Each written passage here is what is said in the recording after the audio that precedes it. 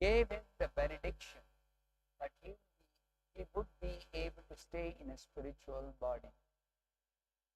There are two kinds of spiritual bodies as generally understood by common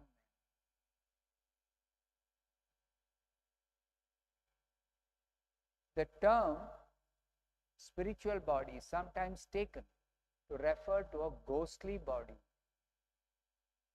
An impious man who dies after sinful activities is sometimes condemned so that he cannot possess a gross material body of 5 material elements, but he must live in a subtle body of mind, intelligence and ego. However, as explained in Bhagavad Gita, devotees can give up the material body and attain a spiritual body free from all material tinges, gross and subtle. Tyaktva deham janma naiti mameti sorjuna.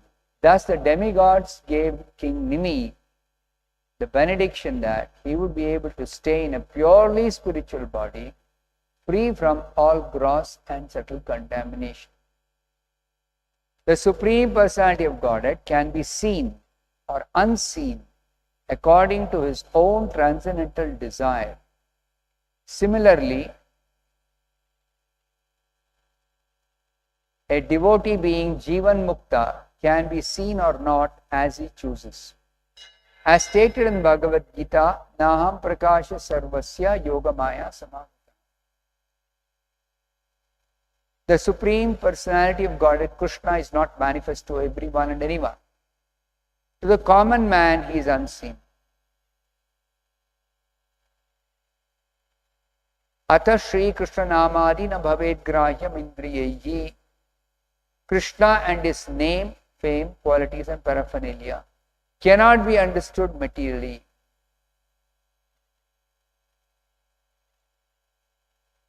Unless one is advanced in spiritual life, Sevon Mukhehi Jigvado, one cannot see Krishna. Therefore, the ability to see Krishna depends on Krishna's mercy. The same privilege of being seen or not seen, or unseen, according to one's own desire, was given to Maharaj Nimi. Thus he lived in his original spiritual body as an associate of the Supreme Lord, Supreme Personality of God. Thus ends the Bhaktivedanta purport. Om Ajnanatirmirandasya Jnananjana Shalakaya Chakshurunmilitam Yena Nama Om Vishnu Padaya Krishna Preshtaya Bhutale Srimate Bhaktivedanta Swami Niti Namine Namaste Saraswate Deve Gauravani Nirvishesha Shunyavadi Jaya Shri Krishna Chaitanya Prabhu Shri Advaita Gadadhara Bhakta Vrinda Hare Krishna Hare Hare Hare Rama Rama Rama Hare.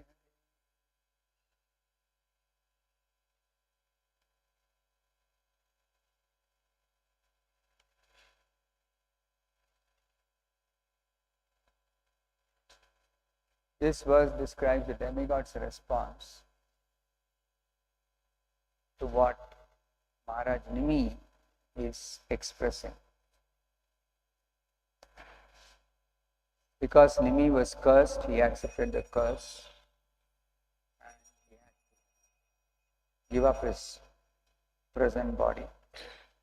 He did so. But the sages and saintly persons were performing the sacrifice. They were very pleased with Nimi. So they requested the Devatas, if possible,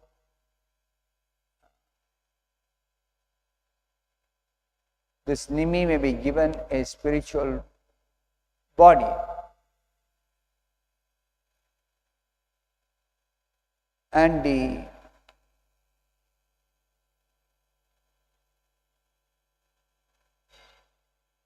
Devatas were attending the sacrifice.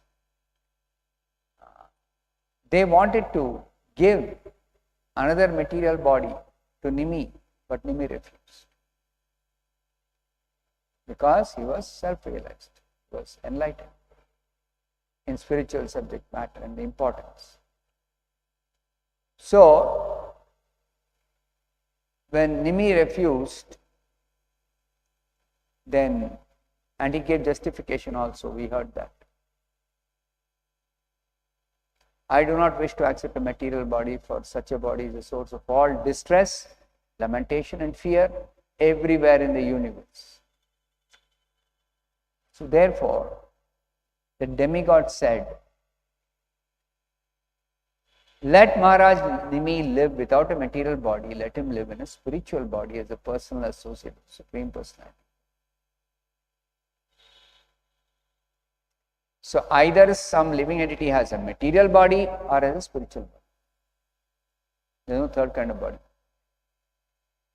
Material body, somebody has got, because the material body is of different lengths of duration, different places, different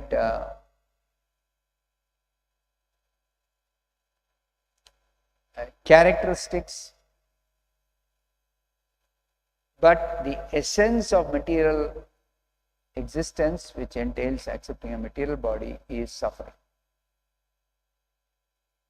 So Nimi was not interested in accepting another material body for the sake of some false prestige. So he got the benediction from the saintly persons, Videha, without Deha. Videha, without Deha, without body, material body. Ushyatam, you live. Kamam, as you like. So the devatas are able to bless this Nimi because of his seriously practicing spiritual life to attain perfection.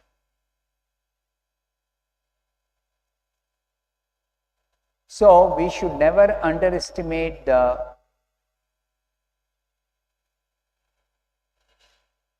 power of bhakti, what miracles it can do, we can't even conceive, we can't imagine.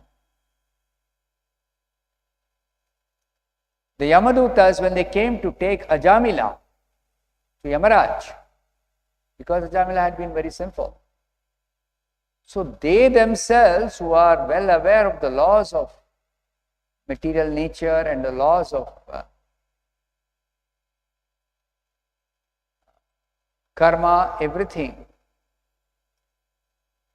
even they, those Yamadutas, were completely bewildered when they were stopped by the Vishnudutas.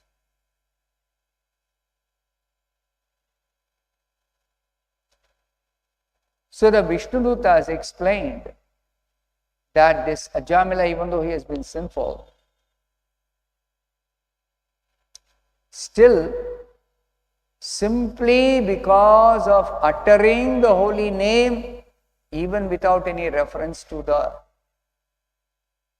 Supreme Lord Krishna, without any reference to his holy name, without any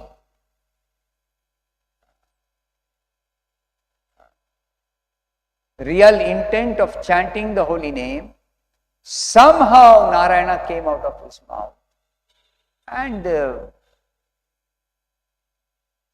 Yamadutas, they did not even consider that, because their understanding was, he is calling his son.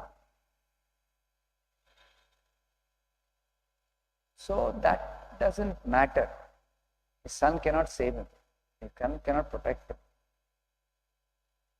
So they anyway had come to take him. But the Vishnudutas objected. No, you cannot take him. He is already purified. So the point is that The laws of nature or laws of karma are very, very intricate.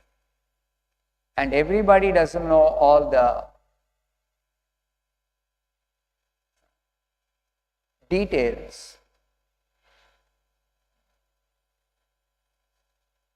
And even if somebody comes to know of some specific person, to determine whether that person is eligible for punishment by Yamaraj for the sinful activities he has committed in this present life, or he can be pardoned, or he is liberated. This is very, very, very difficult to ascertain for any conditioned soul, however learned such conditioned souls may be.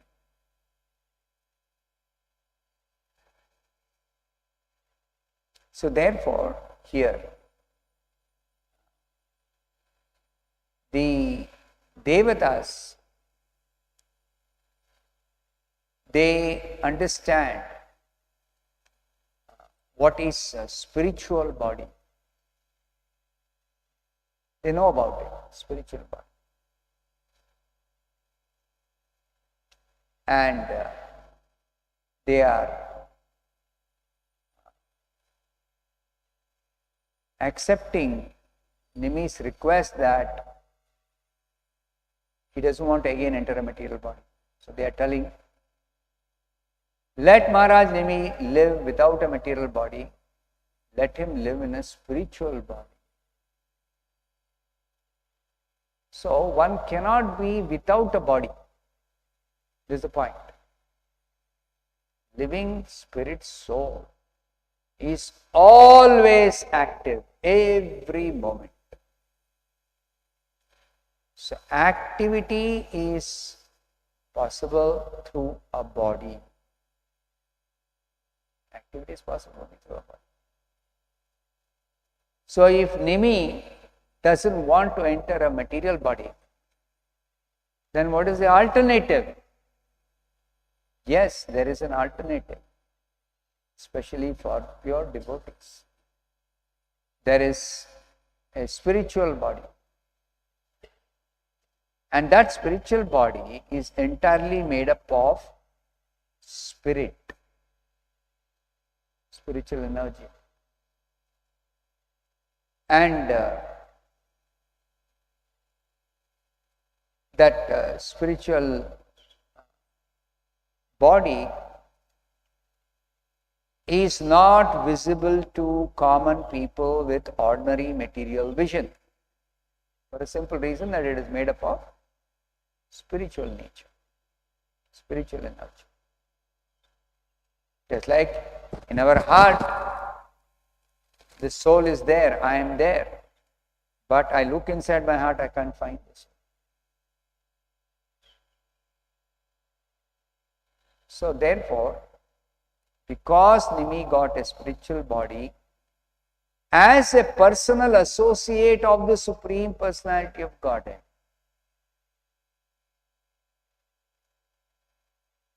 so as a personal associate of the Supreme Personality of Godhead is a very, very, very exalted position even among devotees in the material world.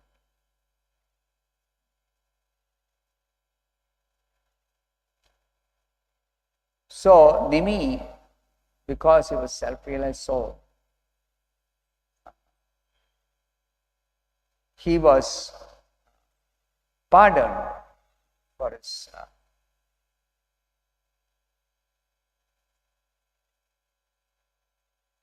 mistake. He was pardoned. But because he was self-realized and he did not want to enter a material body, the demigods blessed him to actually attain a spiritual body, not only a spiritual body, but as an associate of, personal associate of the Supreme Personality.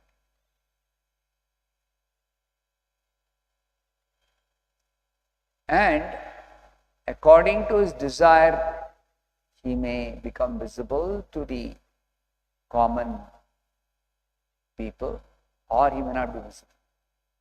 That's his prerogative. So this understanding is required. What happens at the time of death? For different categories of people, different things happen. For somebody who's a pious materialist, the pious materialists generally elevate themselves to upper planets.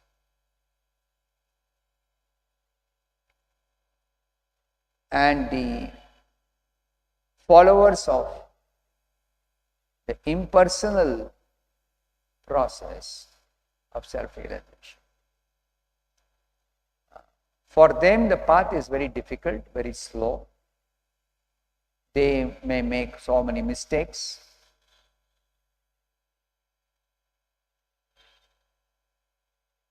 But still, because they practice severe austerity for liberation from material existence, they are accommodated in the spiritual sky, but no shelter of any spiritual planet. So therefore, the impersonalists, for them, if they don't perform severe austerities for getting out of this material entanglement, they remain in the material world. Though they may sometimes take birth in upper planets, sometimes in middle planets, sometimes in lower planets. It's called Brahmanda Brahmana, wandering throughout the whole universe for a non-devotee. And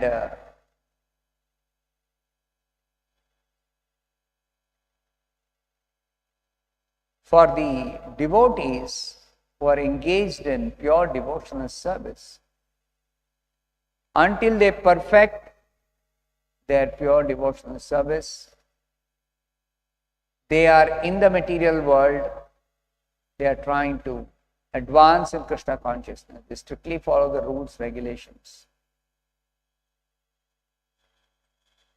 But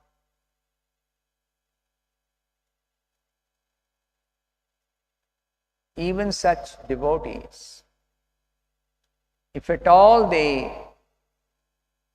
generally they are eligible to go back to God at the end of that present life only. But in case at the time of their death, they are not ready to go back to God, then Krishna gives them another chance to perfect their devotional service, then go back to God. But when Krishna offers a devotee, the devotee does not accept immediately. Still, Krishna and the pure devotees are always kind. Anybody who has practiced Krishna consciousness seriously, Krishna is very, very, very kind. So Krishna will give credit for whatever that devotee has done throughout his life. And that is very unique, because Krishna does not give such protection to everyone, only to select few people give such protection.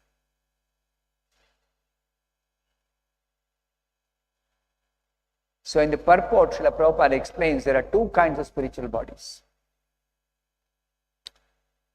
One spiritual body we all know, made up of spirit, Satchidananda Vigraha, described in the scriptures, Brahma Samhita. Ishvaraha Paramaha Krishna Satchidananda. The Supreme Lord, Supreme Controller, Supreme Master is Krishna, and he has got a form or a body which is Satchidananda. But there's another kind of spiritual body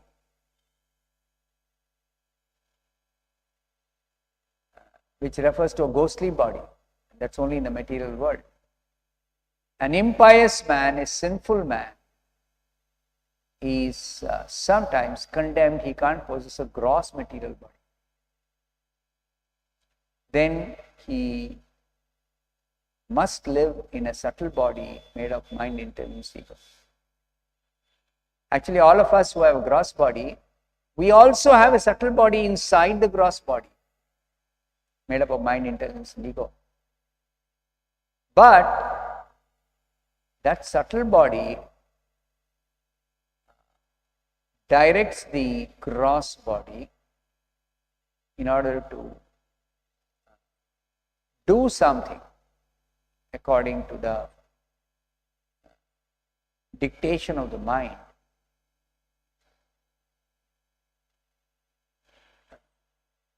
Those who don't get a gross body, they are engaged in an even greater struggle with the subtle body, because the subtle body is not suitable in this gross world to do anything. So they are also said to have a spiritual body, but it's not a spiritual body, it's a ghostly body, just a subtle body without a gross body. And that is actually suffering for them, punishment for them. Somebody commits suicide in the human form of life, they'll get a ghostly body. That is, before their lifespan is exhausted, they want to quit this body to whatever reason. But they cannot live like that. They will have to remain in a ghost body for the duration of their life. And after that, they are able to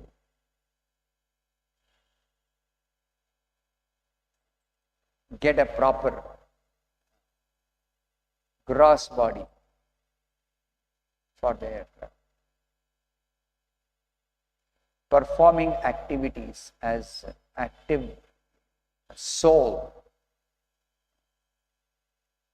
In the material world, everybody has to have a material body.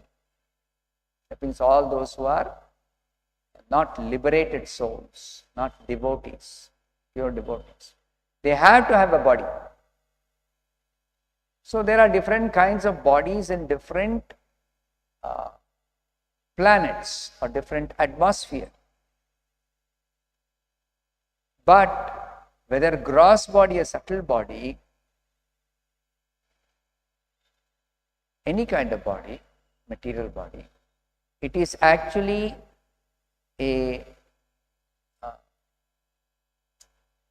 source of so much suffering for all living entities. In different ways they suffer, that's all. Even those who don't have gross body, then somebody may think, oh, such a person will never get disease. But we think disease in terms of the gross body. But the mind can become afflicted with some disease, mental disorder. And mind is the seat of fear, envy, jealousy, anxiety, everything. So, even though somebody in the upper planet doesn't have a gross body, still the subtle body itself is so much troublesome. Can be very troublesome. And just like we read in the 10th canto of the Bhagavatam, Krishna book, that Nalakuvara Manigriva in the heavenly planets, they were once trying to enjoy company of some beautiful girls. They were completely naked. So what is this naked when they don't have a gross body? For us, when we have a gross body, You have to cover that with some clothes, otherwise said to be naked. So what is this naked for a person who doesn't have a gross body? So even though they have a subtle body, that subtle body, there is a naked subtle body and a covered subtle body.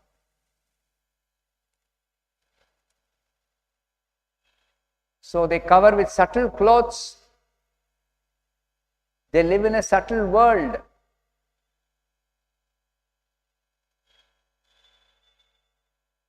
So we cannot understand what is the subtle world, what is the kind of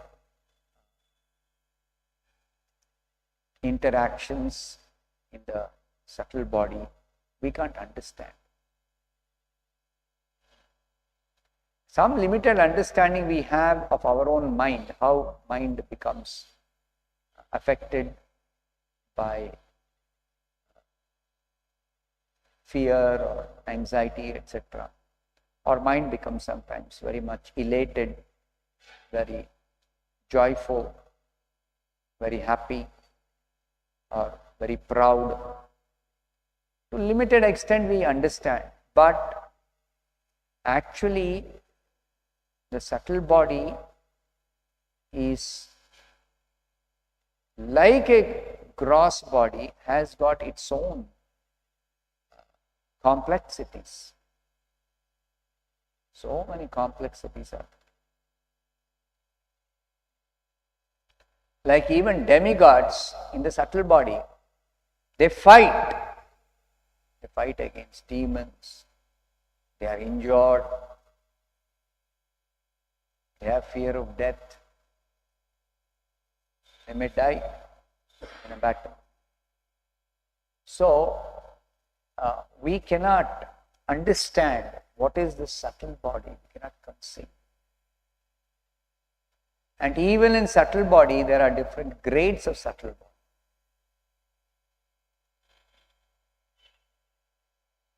Brahma also has subtle body. Devatas also has subtle body. But Brahma's subtle body is a very, very special type of subtle body. It is described in the Bhagavatam, 2nd canto, that Brahma, or even the residents of Brahma Loka, they don't have disease, they don't have old age, they don't have any kind of material problems that even the devatas have to undergo, which we all undergo. But even Brahma is afraid of death. So death is a common factor. And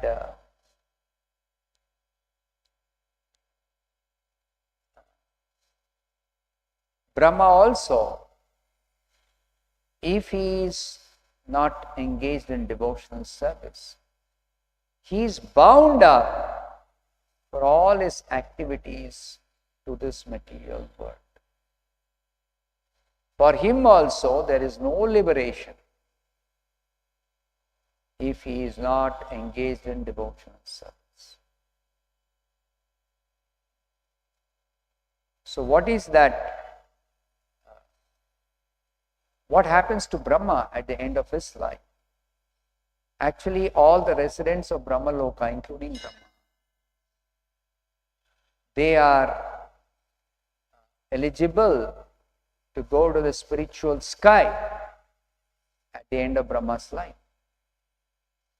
But in the spiritual sky, if they are non-devotees, they cannot enter the spiritual planets.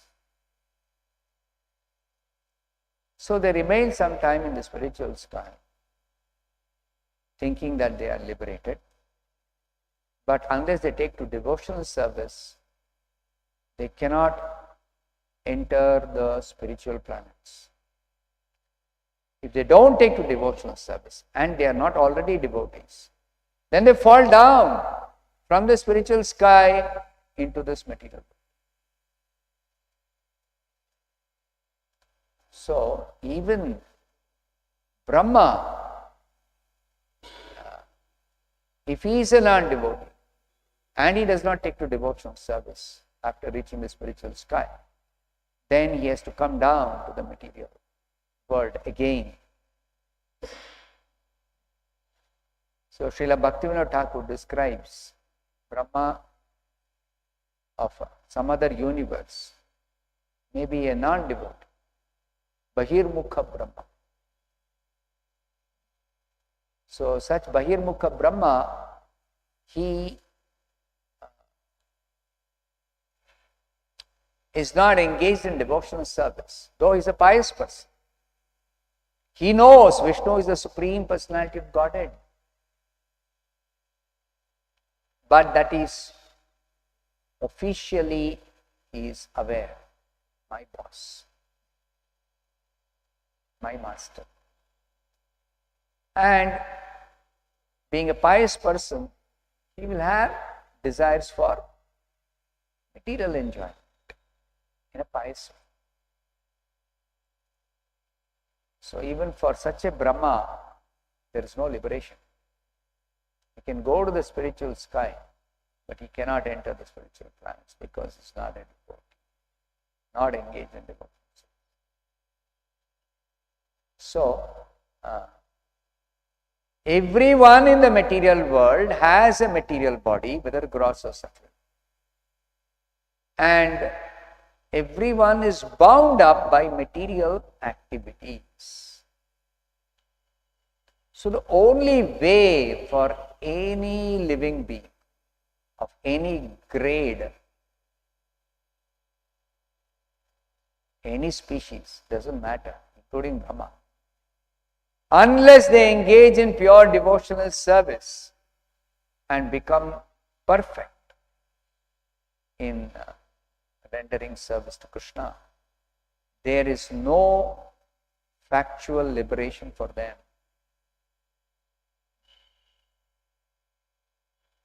And Srila Prabhupada also explains here, just like the Supreme Lord, when he comes to this world, he comes in his original spiritual form. So he is seen or unseen by common people according to his desire. If he wants to be become visible, he will become visible. If he doesn't want to be visible, he will not be seen by common people. So that same facility was offered to Nimi. In his spiritual body, he may be visible or not visible according to Nimi's own desire. So that is the special thing about a spiritual form. And even if a common man is given vision to see the Supreme Lord or the pure devotee, the common man may not be able to recognize that this personality has a spiritual form. He will not be able to recognize. It looks like a material form. Even the Devatas cannot recognize. Non-devotees cannot recognize.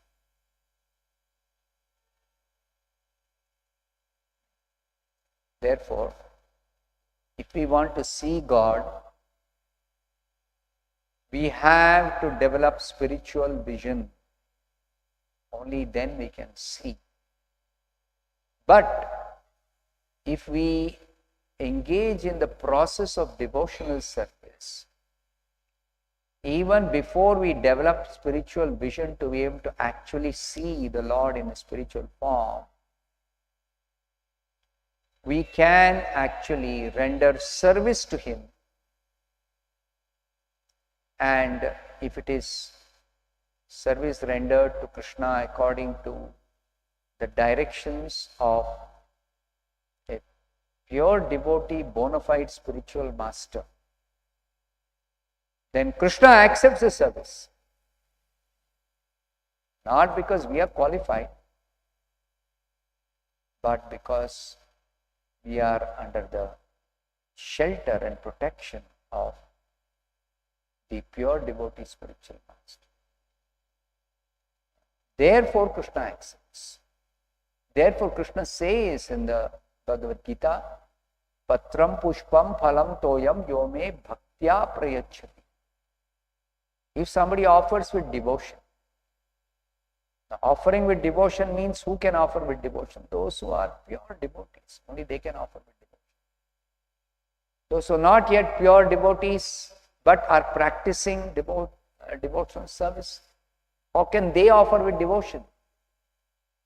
So for them, offering with devotion means following the rules and regulations of sadhana bhakti and performing devotional service according to the directions of the bona fide spiritual master, and offering prayers to Krishna. Please accept this offering even though I am unqualified, because only if you accept the offering can I make advancement in Krishna consciousness.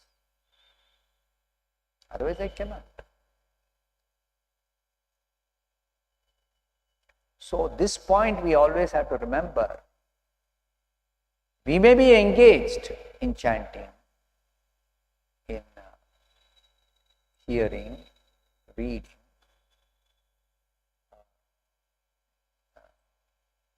offering, worshipping, whatever devotional service we are doing,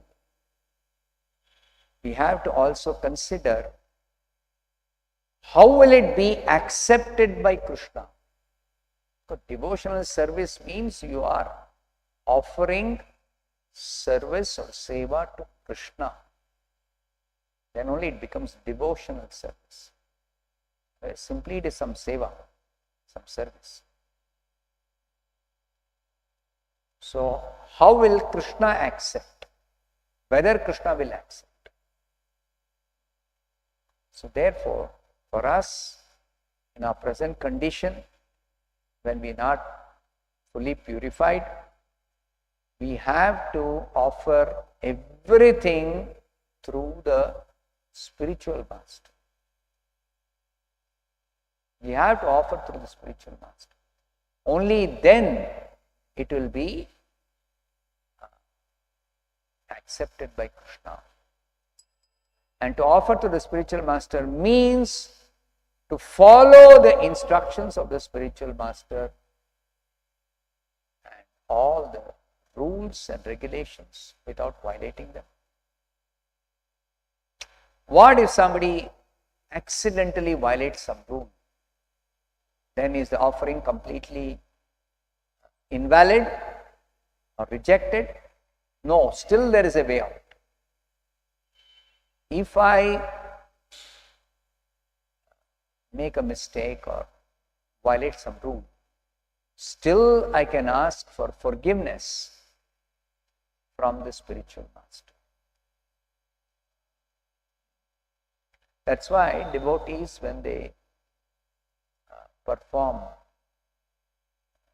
archana, worship of the deity, always at the end, first of all, they have to be trained up to follow the rules, regulations, and the procedure exactly according to whatever is taught by the spiritual master on the basis of Shastra, bona fide Shastra, and the directions of the previous acharyas. Guru, Sadhu, Shastra, three authorities.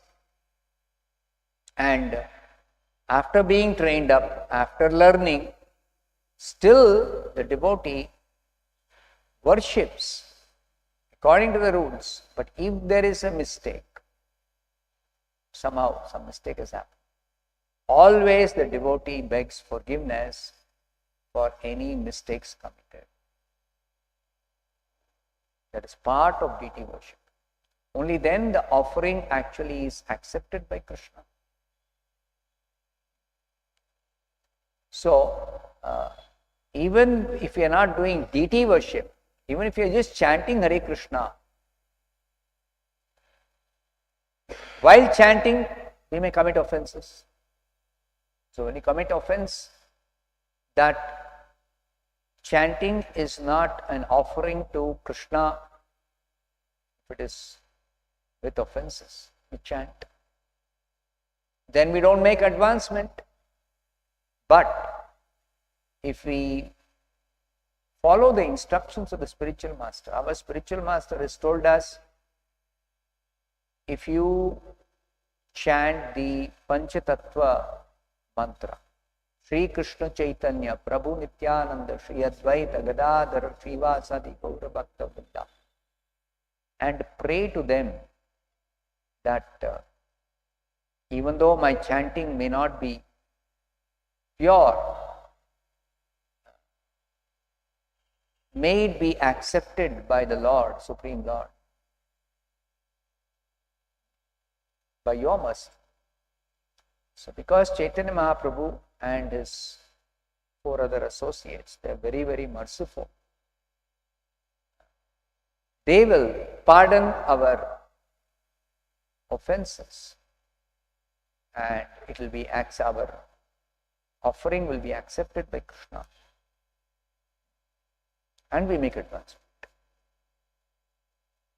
So every time we do any devotional service, we have to ensure that our service is accepted. And for our service to be accepted by Krishna, we have to follow the procedure, and we should also beg for forgiveness for any offenses committed or any mistakes or lapses on our part which might have happened, even though we don't intend to. Intentionally we should not do anything, offense or mistake. But unintentionally, unknowingly, accidentally, somehow something happens. We still have to beg for forgiveness. Have to beg for forgiveness. And this has to become a regular practice. Every time we offer any service, any type of devotion, we should always at the end of that service beg forgiveness for any offenses or mistakes. Then only our offering is accepted by Krishna, and we get spiritual benefit of making advancement. Because Krishna also is very kind. If a devotee is sincere, a devotee is desirous of actually making rapid advancement, then Krishna is very pleased with such an attitude of a devotee.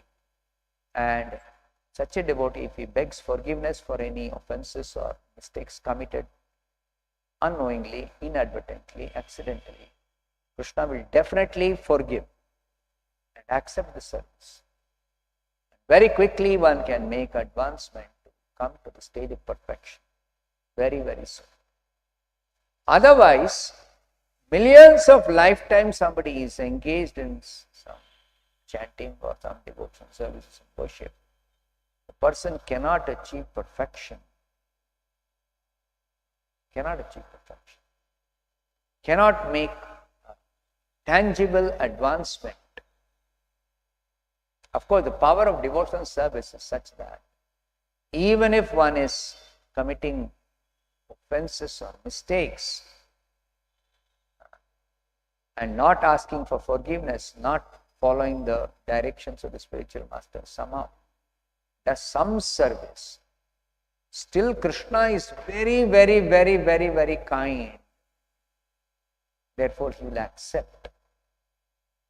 But the perfection is achieved only when one becomes repentant, one becomes careful to avoid offenses and mistakes, and one begs forgiveness for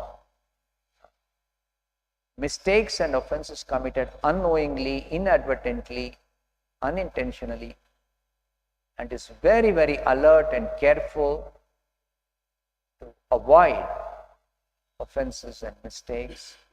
And Krishna then bestows his unlimited causeless mercy to perfect that devotee's devotional service very quickly. So perfection is not possible until one becomes serious, sincere, and follows everything properly. So therefore, Prabhupada says, in one lifetime, you should go back to Godhead and should accept the process and follow and perform devotional service nicely. And it is possible for everyone, irrespective of their background, irrespective of who the person is. It is possible for everyone to perfect their devotional service in this lifetime and go back to God and devils. Let's stop here. Untitled Srimad Bhagavatam ki jai. Srila Prabhupada ki jai.